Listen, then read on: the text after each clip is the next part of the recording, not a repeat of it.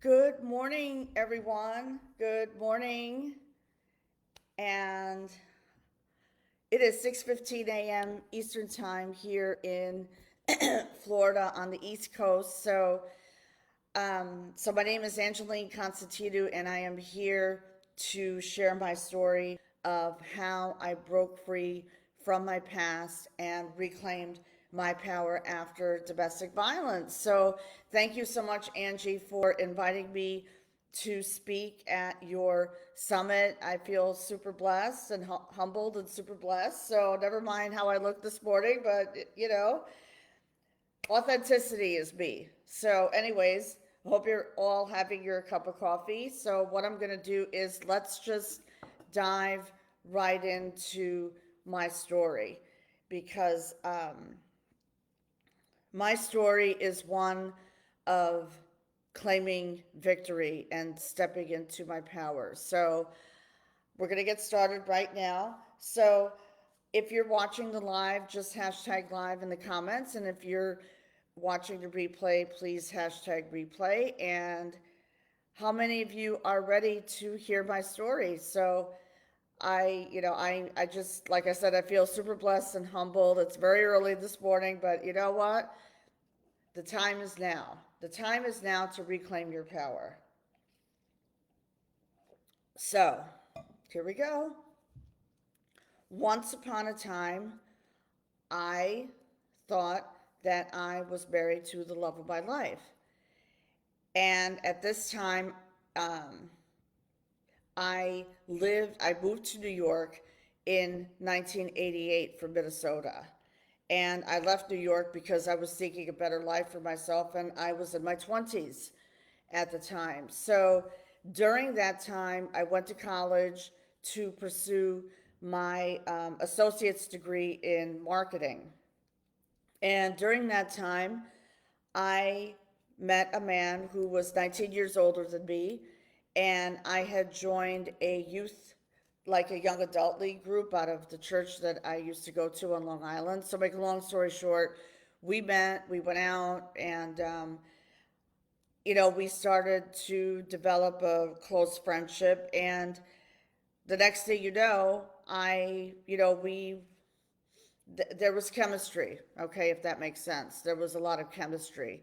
So I was living with my uncle and my aunt, and I was working in the diner. I was going to college, and I was doing all these things. And then the next thing you know, I packed my bags and I drove to New Rochelle, New York, to live with him on his 38 Carver Mariner yacht. So what he decided to do was to, and I was young at that time. I was in my 20s, and you know how it is, like when, I don't know, um, you know um, how you feel, but being in your 20s, you want to explore life. You want to expand your horizons. So we lived together. I started working in his advertising direct mail business, and we were in the process of moving from New York City to upstate New York. At that time, it was the Hudson Valley in Rhinebeck, New York. So I worked at his business, and I was the one who brought in the money. So I brought in sales for his company, which was direct mail advertising and marketing. So I was, on the road. I was working in New York City, and it was like the glamorous life, if that makes sense. People thought that we were living the glamorous life, and we would go out to lunch or go out to dinner, whining and dining, and that was what it was then. Okay, so when we bought the house in 1989, we decided to get married at the Justice of the Peace. So there was no wedding, just the judge and his wife. And I remember when the judge was reading everything, he said, for better, for worse, you know how that is? When you get married, for better, for worse, till death do us part. That really struck a chord with me. And I will tell you why. I will share why in a minute. Because back then, things, like when you got married, it was for better, for worse, for richer or poor, till death do us part. And that stayed with me for a while because I know, like, I came from a Greek family, he came from a Greek family, and there was no such thing as a divorce. There was no such thing. So we got married at the Justice of the Peace. We had there was a reception at a beautiful restaurant near the Huts, right on the Hudson River. So it was like, wow, I'm living this life now. I'm living this life. But then soon things started to change. So what changed? He essentially took off his mask. He became controlling, he became manipulative, and he was accusing me of things that I did not do. I did not do those things, okay? Um, such as stealing money, or, like while I was bringing money, um, checks were bouncing, and it was not my doing because I kept a careful record of everything. So it turned out, and this happened, which I found out much later, unfortunately, in 2008, the stock market had crashed, and he was writing balance transfer checks against my credit because the card was in both names, our accounts were in both names. So he wrote balance transfer checks to buy mutual funds. So essentially, I found myself $50,000 in debt, and that was not good. That was not good. And what happened was, before that, I was still working in this business, and then one night in December of 1999, an argument ensued in the bedroom, and I was lying down. I had my robe, and I was crying. I mean, I was literally crying. And I remember getting up, and I remember saying that I am just going to go into the other room. I am just going to go into the other room and try to get a good night's sleep.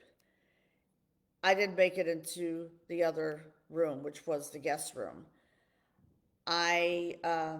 He took me by the neck. He grabbed me by the neck from behind. He threw me against the wall, which was near the bathroom, and I fell backwards. And my nose cracked. So I found myself bleeding. I was bleeding, and I was in pain. I was in so much pain that I was crying. I mean, it got worse. I mean, literally, it got worse. So a few minutes later, I got up, went into the bathroom to try to clean myself off. And then the next thing you know, he said, let's go to the hospital. So this is not unusual. So he took me to the emergency room, and I was in ER the entire night until this happened late at night, which when the abuse starts to happen, like around 10 p.m., I was in the hospital at midnight, and I was there until 5 o'clock in the morning. I was on IV, and the hospital called the he was a surgeon specializing in nose surgery. So he came out and told me, you're going to need reconstructive nose surgery, and you cannot wait to do this. You got to do this now. So 48 hours later, um, I was in another hospital, and I received prayer. And that's when, that's, and at that time, I felt ashamed to tell the police what happened. I actually told the police that I fell down the stairs, which was not true. And I don't think that they believed me, but they just went along with it. So I had reconstructive nose surgery, and I was still in pain. In fact, um, the hospital, the nurse accidentally gave me too much Demerol, which caused me to feel sick, and I had to stay overnight. So I stayed overnight, and I'm grateful, that I had health insurance at the time because I was working. So I was out of work for 3 weeks, and then finally got back to work, and I started to make a name for myself. I was working for other, companies and corporations, so I could reclaim my identity. And this is when I started to feel stronger, you know, for me, because I was out there working and making a name for myself. Because I felt during my marriage, I lost my identity. And I struggled with that for a long time. I also struggled with, and I also felt shamed and guilt. And I feel, so grateful that fast forward to 2010, I woke up with an epiphany. And the epiphany was that I was going to file for divorce because I realized that I could not stay in this toxic marriage anymore. And like I said, there was financial abuse, there was verbal abuse, there was physical abuse. I mean, we would go on trips and he would be literally yelling at me. And I said, I don't deserve to live this way. And then I found out during that time the smear campaign started. So what do I mean by that? He wrote letters to the New York State Police admonishing me, basically just putting me down, accusing me of things that I never did with the business, commingling funds, the whole bit, and said that I was crazy and that I needed to go to a psychiatric ward and all this other stuff. So, and also he wrote letters to my therapist. He wrote letters to the mental hygiene department. Meanwhile, he had gone for therapy and they diagnosed him with bipolar disorder. So, and depression and anxiety. So that just made it worse. That just made it worse. And then on top of that, while I was out having coffee, my first cousin called me and she said, I need to talk to you because your mom is crying. I said, why is my mom crying? I said, that is unacceptable. Um, so my first cousin told me that my, when I was married at the time, he had called my parents to, and basically put me down. And he told them that I was crazy and everything. So my mom was literally crying, and I just felt so bad. I was like, I said, why didn't I tell my parents about this horrible marriage? So my dad offered to help me with the divorce proceedings. So that was the time when I had the epiphany and the awakening. So the pivoting moment in my life was when I woke up, and I didn't tell him what I was going to do, obviously. I made a plan. I contacted the authorities and the New York State Police, the Dutchess County Sheriff's Office, where I lived in Rhinebeck at the time, and I told them that I was going to drive to Poughkeepsie to file divorce proceedings. And we were together for a long time, meaning we were together for married totally, it was 22 years. So, got in the car and I drove to Poughkeepsie and I wrote out a check for $5,000. And that was literally my savings because he commingled funds. He withdrew money from our bank account because I didn't know any better to start my own bank account, which I did later on. So I wrote out the check and I said to myself, what good is the money if you're miserable? Not only that, I felt like my self esteem was down, my self confidence was down, and I felt the whole world was crashing. But actually, God was deconstructing me. And during this time, so when I filed for the divorce, I was researching a place to stay to escape over the weekend. Um, so I drove to Saratoga Springs, New York, which at that time was 2 hours from Rhinebeck, and I stayed. I stayed with a friend for the weekend, and I started to explore the area. And I said, you know what? I'm going to make a plan to move here. And that's when I started to get my self confidence back. And I remember during this time, I had to learn to love myself, because when you love on yourself, you're able to love others. So I had to learn how to go out on a date all by myself. And I know, and I don't know about you, but I struggled with this for a long time. And, you know, and, for me, I was like, oh my God, I'm going out on a date by myself. So I was out at a restaurant by myself, and a good friend of mine who was a major called me, and, we were talking. She was checking up on me, and she said, you know what? She said, dining alone can be very tranquil. And she was so right.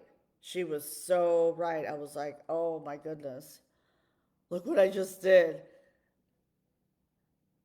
So I learned to love myself.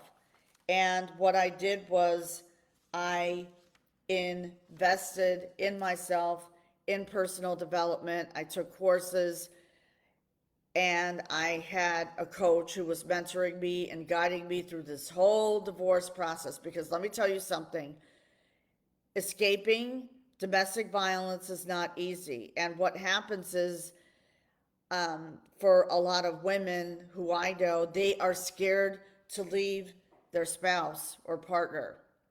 And I know this feeling all too well, especially if there are children. They are so afraid to leave because of financial reasons, because of shame, or they feel that they are going to get killed. And what I had to do was I had to make a plan, but not tell him what the plan was.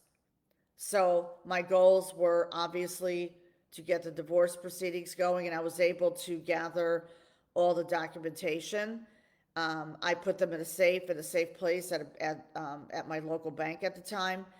So I went to a coffee shop, and I had documents like this big, and I spent the whole day there working on what she requested, so we could start to document my case. So I documented. I started to journal, and I started to pray and meditate, incorporate meditation and breathing techniques. And journaling was huge for me, because during the time before I filed for divorce, I was journaling my feelings, and that was actually evidence in my case against my ex. So I journaled, meditation, prayer. I turned to the Lord, and I realized that I was not alone in this journey, in this transition. I was not alone. So I took steps, major steps, a huge leap of faith. And when I lost my job in corporate America because of him, I was fired.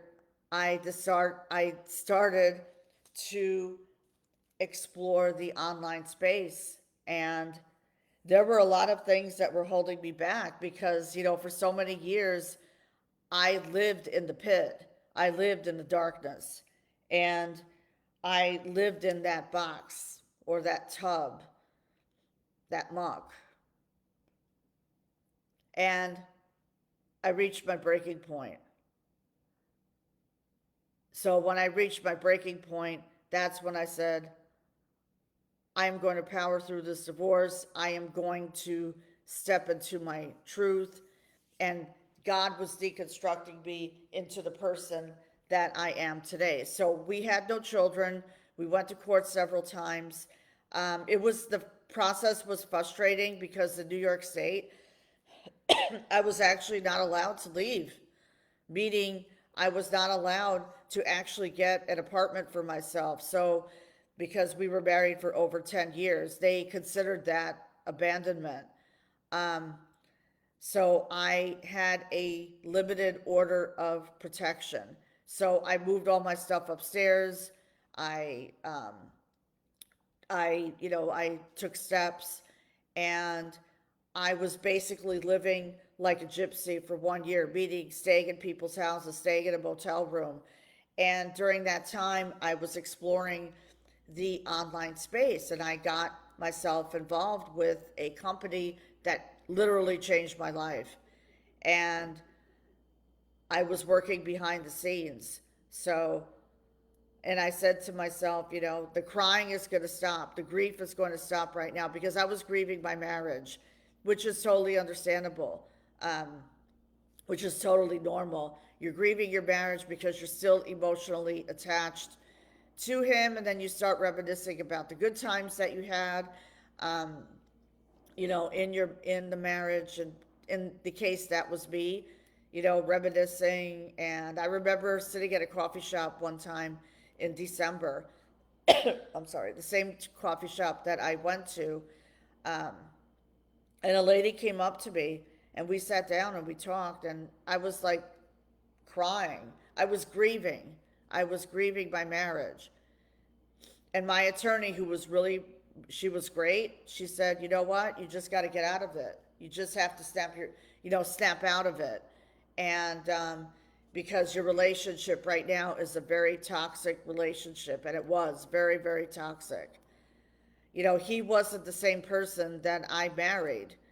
Um, and he refused to go for help. He started a smear campaign against me, which backfired, because I had the cooperation of the New York State Police and Sheriff's Office, and also my therapist. And I had an advocate. Not a hired, but I worked with a domestic violence advocate for 1 year. Um, so to help me process everything, and to help me transition and move and escape. So that's exactly what I did. And there were still, and I mean, he basically beat me down to the ground emotionally. I mean, verbal abuse to me is worse than physical abuse, but he literally beat me down to the ground. But I took steps. I said, I am going to surrender right now, and I am going to start the process of leaving, making a plan to move. So I had 3 goals in mind. Number one, to work on myself, to build my self-confidence. And during that time, I had a lot more clarity, and I knew what I wanted to do. And number two was to um, move to Saratoga Springs and to reach a settlement agreement. And this whole divorce proceeding went on for 1 year. Um, so finally, I had moved to Saratoga Springs 2 weeks before the divorce became final. And when I drove to Poughkeepsie, which was 2 hours to sign the papers, I felt liberated. I felt like £1,000,000 was lifted off my shoulders. And I mean, it was like victory. I was like, literally, I felt like dancing in the streets. And I actually, when I was on social media, on Facebook, I actually posted that the divorce is final, I'm free, so much support, so much love. And this is all because I worked on myself and I stepped into my truth. So I, I did a lot of research.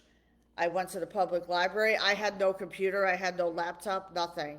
But I had to figure out a way to make a plan and escape and step into my truth, and break free. So when I moved to Saratoga Springs, there was no looking back. That was the huge breakthrough, because because I literally went through a breakdown during my divorce proceedings. And the breakdown led to the breakthrough, because God was deconstructing me into the person that I am today. God molded me. he deconstructed me. So, and I was still struggling. I had to do a lot of shadow work. I had to remove some self limiting beliefs that were holding me back from reaching my greatest potential. So, I invested in coaches and mentors, and that literally changed my life. And then um, when COVID happened in 2020, I realized that I had to do something because I was laid off from corporate America.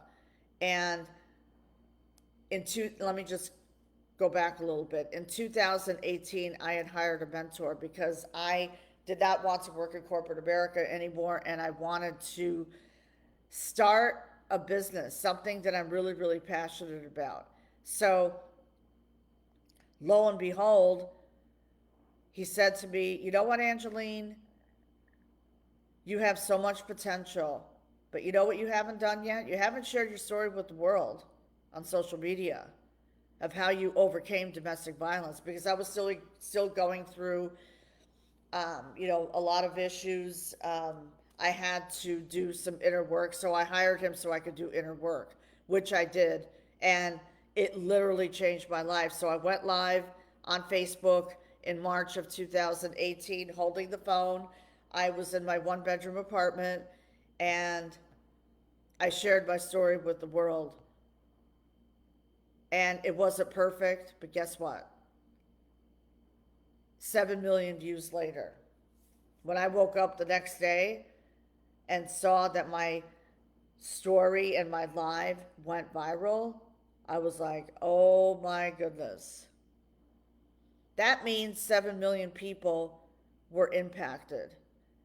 And I felt so grateful. I was and crying, meeting tears of joy, you know, because when you go through shadow work and inner work and journaling and meditation and sharing your story, I mean, I was literally crying. In fact, in the beginning of the video, I was crying. And then I composed myself, got myself together, and shared my story. And like I said, it wasn't perfect. The lighting was bad, but it wasn't perfect. But guess what? I did it messy. And divorce is messy. Navigating through that whole process is messy. And I had to, I prayed, meditated, I journaled every single day. I journal to this day things that I am grateful for. I started to immerse myself into gratitude. And that was a huge mindset shift for me. And what I encourage all of you to do here, for those of you who are going to be watching the replay here, I encourage you to write at least 3 things that you are grateful for in the beginning. Journaling, listening to personal development. I listened to Jim Rohn. I listened to, I've invested in myself. Listen to something inspirational. Meditate. Find a quiet place and just meditate. And you will realize that that's going to change your life. You're just going to be in that state of gratitude. And I did a lot of praying. And like I said, when when I pray and meditate every single day, there's tears in my eyes, but guess what? That's the healing process. And I had to work on myself to heal. And the healing journey is amazing. You will rediscover what you are truly capable of. Take a walk in the park, go to a hair salon, get your makeup done, do things, I did a lot of nature walking, and here now where I live in Florida, I go out for a walk and I get grounded in nature. So immerse yourself. Work on, because you can do this during your transition. You can do this. And I know that when I would go out by myself, I said, you know what, I can live on my own. I can do this. And it's been an amazing journey. I'm still, to this day, just tapping into resources. So ask yourself this: what is holding you back from reaching your greatest potential? What is holding you back? Why are you still feeling stuck? Time to take a self assessment. And um, because it's easy to blame other situations, but guess what? You know what you have to do? Step into, you have to just take that leap of faith and get over the fear, meaning push the fear out the window. Just push it out the window. Push it out the window. So if you're feeling stuck and overwhelmed, lost, depressed, please reach out to me, send me a message, and I would love to have a conversation with you, get to know you, and I want to share something with you. So this came from one of my students. So she sent me a Christmas card. Look at this. I mean, isn't this beautiful? And I received it yesterday. And I hold a space for domestic violence survivors. And she wrote me this beautiful note, which I'm going to read right now. She goes, and I'm going to withhold her name for privacy reasons. So she says, I am a domestic violence survivor advocate, and my goal is to support women of domestic violence, to let them know that they are not alone, to help them understand that this is not their fault. Because guess what? It is not your fault that you're in this mess, okay? And they didn't ask to be abused. We did not ask to be abused, okay? We did not ask to be abused, and it is not your fault. So, and she also wrote a huge thank you note that she says, Dear Angeline, I want to thank you for all you do for us survivors. You are an inspiration to all of us, and we are so thankful to have you. You know how that made me feel? That made me, I mean, I was so excited. Like, it made me feel humbled because I know what she went through, and I know what other women have gone through. And just know that you are not alone in this journey. You are not alone. So I hope and pray that this live helped you. I mean, this is a great time to have a summit going into the new year. I have, start working on your goals, because I have stepped into the new me, the 2.0 version of me. And I know what I'm capable of. And I want to see you thrive and live your happiest life ever, because that's so important, especially in today's world. It is so important. And during my journey, I became more self-aware, and I didn't feel ashamed anymore. I have shared my story with podcasters, and actually, for me, I found my passion. So during my mentorship, I found my true passion was to start a movement and to start a podcast to break the silence, because guess what? We have a voice, and our voices must be heard. Our stories must be shared with the world, because your story is going to have an impact on people's lives. You don't know who's watching. You people are watching us, but you don't know. And don't be ashamed. Don't feel ashamed to share your story. And that's where the breakthroughs happen. That's where abundance happens. That's prosperity and abundance starts to flow, and you start to attract the right people in your life. So I hope that this live was helpful. Please reach out to me if you have any questions. Send me a direct message. I would love to, have a virtual coffee chat with you ladies. You ladies are very special to me, and I want to help you. I want to serve you. And I want to read something else. So this is a friend who escaped domestic violence, and she sent me this mug. This is a friendly reminder. You ready? You are awesome. So ladies, you are awesome. This is your friendly reminder that you are awesome. So I am going to end the live right now. And thank you so much for listening to my story. And feel free to send me a message and let's have a virtual coffee chat. I would love to meet you. All right? So claim victory. You are victorious. Claim victory. And trust me, you will live your happiest life ever. So, on that note, cheers. Have a beautiful day. Thank you so much.